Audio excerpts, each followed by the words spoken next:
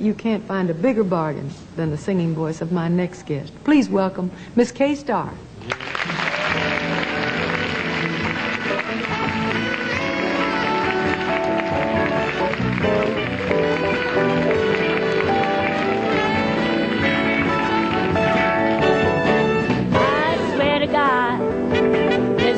Else that I would rather be.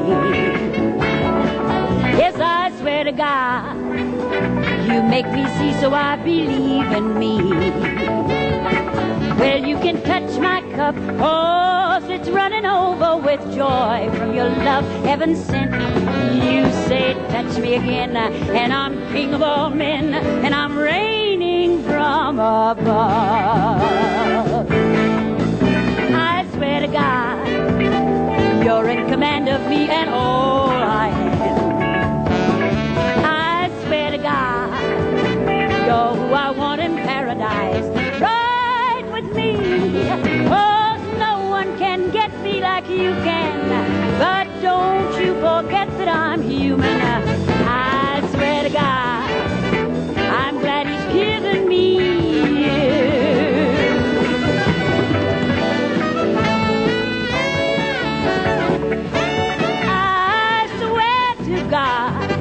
I dedicate my life to loving you. I swear to God, I cross my heart in hopes to die. Yes, I do. Just call me a one-woman lover.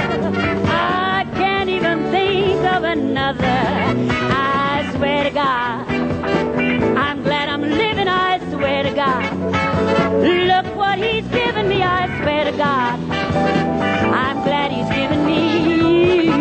Oh, yes, I swear to God, look what he's given me. Not for the world to see, but just for me. I'm glad he's given me you. Oh, I'm glad it's you.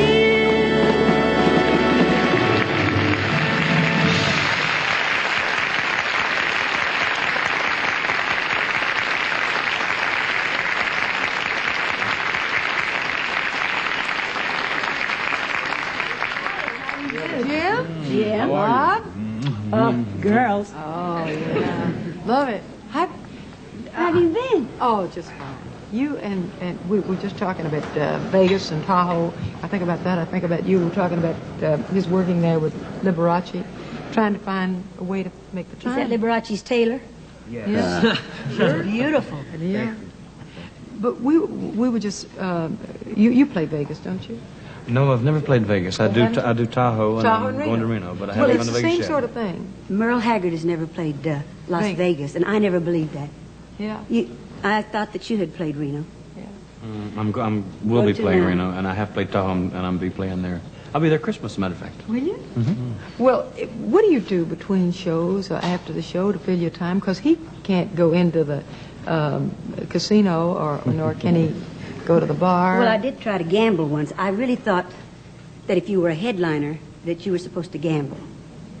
And well, you read about somebody else. well, I don't know. It just sort of occurred to me. So when I first started in Las Vegas, I started watching the crap tables, and they kept moving the money so much. And if they would give you like your own color chips, like if mine were lavender and yours were black and yours were green, I could tell where I was. But other than that, I can't do it. If it's a $5 chip, they all go out and see. So I was playing it. I figured, well, I'm going to have to do it sometime or another.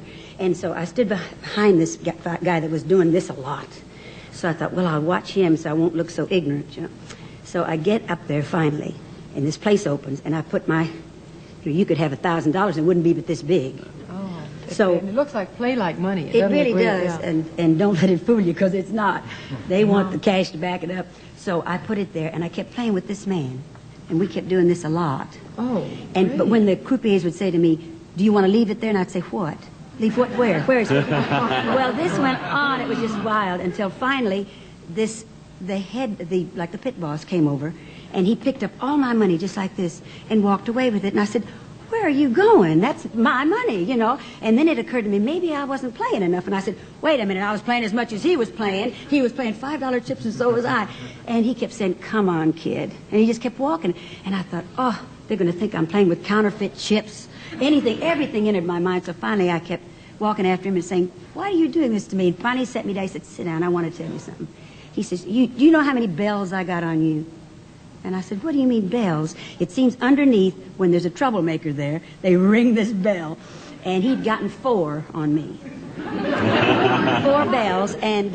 what kind of troublemaker? Yes. Well, I wasn't a troublemaker, but I didn't know what I was doing. And you know, the croupiers didn't want me to lose my money, and I was holding up the game because I didn't know whether I wanted to leave it on or take it off or double up or back up. It's like driving a semi-truck. So pretty basic. Yeah, he said, Real nice. Yeah. Kay and I were just having fascinating, we were reminiscing here, and one of the things that I was never allowed to do, that she really got to do, that I was always envious, she got to sing with a band. And one of the ways that I got to New York, my father made me promise that I would never sing with those lecherous musicians or go on the road with a band. I missed a lot of my education. But Kay was saying they were very protective. You were with Joe Benutti's and you band. won't believe the ones that were most protective was the Charlie Barnett band. Really? Really. They used to call me Mamo, and when during the war, when it was difficult to get things cleaned and washed and ironed quickly, if you get, you know, downwind of them, so I would say, listen, why don't you bring that shirt? I'll come in an hour ahead of time into the Strand or whatever theater we were playing, and I'd get rub it and clean it, and I would iron it, the cuffs and the shirt up to here, so that when they went like this with their horn or their saxophone, whatever, that you could see this much was pressed, and I did this, and all down the front, and the rest of it was not pressed. And they'd bring me their money. They said, we're going to go and drink tonight. You want to hold the loot? And I'm telling you, some nights I'd be so scared, I'd be holding almost everybody's salary. Sure. And you don't get to go out much that way. But, Kay, how did your folks happen to let you go to sing with a band? Well, I started singing hillbilly music, and somehow or other, being an Okie, they more or less thought, well, you know, that's not really. And to this day, you know, my relatives cannot understand why in the world I get paid for doing what they do on the front porch every day for nothing. And they didn't really think about it that way, because I was not getting paid. I was just singing. Yeah. But the first time I got paid, my father took a different view. It was like, you know, white slavery or something. They thought they bought my body. Yeah, that's right. Well, now, that's not true. It's not true, but I say yeah. because money was involved. That's right. He felt like, well, no, this is a different story, you know. Sure. Because it was like they had charge of me instead of him having charge of me. That's But right. it wasn't that way. My father says, you get off the bandstand at 12 o'clock if you're in the middle of a word. Yeah. You come And I straight came on. off. That's funny. You had to go do the ironing. Yeah. This is way before. Kay, have you noticed many changes in the music business in recent years? Oh, yes, and I love it. Yeah. I love it. It's the music today is thinking music. When I first started out, hillbilly music, of course, is kind of like with complete abandon, right, Jim? You never know something is hard until they tell you it's hard. I used to know how to yodel till they told me it was hard. Now you can't, everything dries up in there. But the music today, instead of being like 16 bars and 8-bar bridge and then 8 bars and then out, you know, you could be asleep and do that. It's Just pat your complex. foot. But today, just when you think you're going to really got it going, it goes off in this direction. Yeah, which is really nice. It's very nice. It makes you aware of what you're doing, where the other way you can see somebody, you know, beat you off and you can go. Yeah, and also the lyrics are a little more graphic and expressive than they used to be. They're taking There's up a stuff. lot of variety in music these days. That's what I like, you know. Yes. And, you know, one week you'll hear Deliverance, the next week Boogie Woogie Bugle Boy, and you know, the fact that they accept my stuff, I'm thrilled about, you know, songs like My Girl, whatever, you know. So it seems like there's a tremendous variety of music that's accepted today. Now, if it's like if it's good, it's okay. Together some way. Now, who would think that with hard rock, that all of a sudden somebody come out imitating the Andrews Sisters, Smacko, just like that. Right. Yeah. And they love it. Yeah, Bette Midler just really carried on with it. I think the thing is that they're wide open to any kind of sound today, And isn't and that they a joy? accept what's good, no matter what. I rather like that. There was a period there when you couldn't hear anything but heavy, hard rock. What kind of music do you like to listen to best? All kinds, really. Do you really? Yeah. You wide I open to that prefer, too? though, the Dixieland music because Do you? It's I have, happy, isn't it? Yeah, I have an unusual hobby. I collect 78 records. Oh, you're not big enough to carry them around. I have 8 wind-up Victrolas. You have? Yes. With the horns? Oh, yeah. Why? I even have a couple of your records. No, but I have everything that Spike Jones ever recorded. I'm a great fan of his. Oh, yeah. Al Jolson. One of the all-time great burpers. Spike Jones. Spike Jones. He was a gas. We have a mutual friend. I was telling him earlier when they told me that you had been on the bill with Roy Clark. Oh, yes. Roy and I worked together at Reno and Tahoe, which we mentioned a few minutes ago, up at Harris, and we gained 15 pounds each. Well, we like to eat, and after the second show, there was a place behind the bus station where they had soul food, and we went out every night, and we'd have mashed potatoes and fried chicken, all kinds of things like that. Did you have that experience with Roy? No, but in the 3 weeks I was with him, I don't remember ever going to bed. Really? He likes to stay up late? And he wants company. Yeah. And then, of course, they had the 2 dressing rooms, and the new one is the one he took, and it had the flowers growing and everything, but the air conditioning broke down. So all the time that we were there, and I would go on first, he would come in my dressing room and dress, because he was very heavy, and he was, imbibing then, and he would perspire, and it was just like a river, Crimea River. That's all.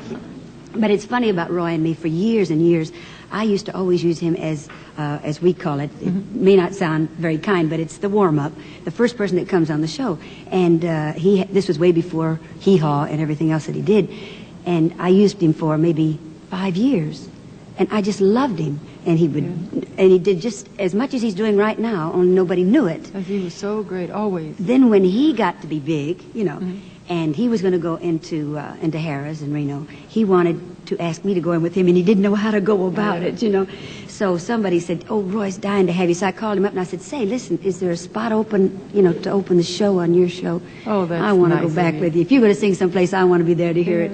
Because he is really a sweet man to work with. He never really changes. Yeah, we have another mutual friend, Jim Neighbors. Right. You worked on the bill with Jim, too. Yes, I took Jim to Las Vegas the first time he worked there. Oh, really? Right, Well, now, he really has blossomed. He's got an incredible act now. Dancers. Singers. All that. He's got the works. Yeah. But he deserves it. But the thing that's amazing good is that person. Jim can kick higher than a showgirl. No Yeah. kidding. That's And it's not just because his legs are long. He just can kick higher. He's a frustrated football player. He never misses a football game. I know a couple of teams that could use him. Yeah, right now. I know it. Listen, you suggested a standard, beautiful song. Are we going to do it? Yeah, it doesn't necessarily reflect the way you feel, does it? Oh, if it's the one I'm thinking about, it's probably a thing that everybody has said to somebody they really care about at some time or another. Let's just hope they woke up in time to take it back. That's right. Because they didn't necessarily mean it was true. The song is "I'm Through With It Love." hardly ever is true. That's right. I'm through with love. I'll never fall again. I said it due to love. Don't ever call again. For I must have you or no one. That's why I'm through with love. I lock my heart. I'll keep my feelings there. I've stocked my heart with icy Frigidaire, and I mean to care for no one, because I'm through with love. Why did you leave me to think you could care? You didn't need me, for you had your share of slaves around you to hound you and swear with deep emotion, devotion to you. Goodbye to spring, all it meant to me. It can never bring the thing that used to be, for I must have you or no one. Yes, you see, I'm through with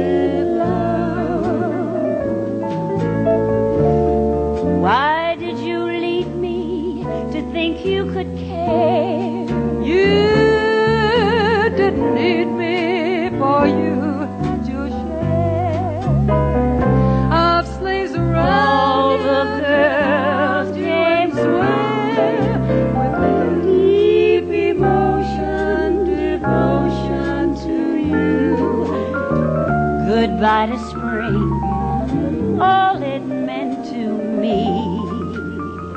It can never bring the thing that used to be, for I must have you.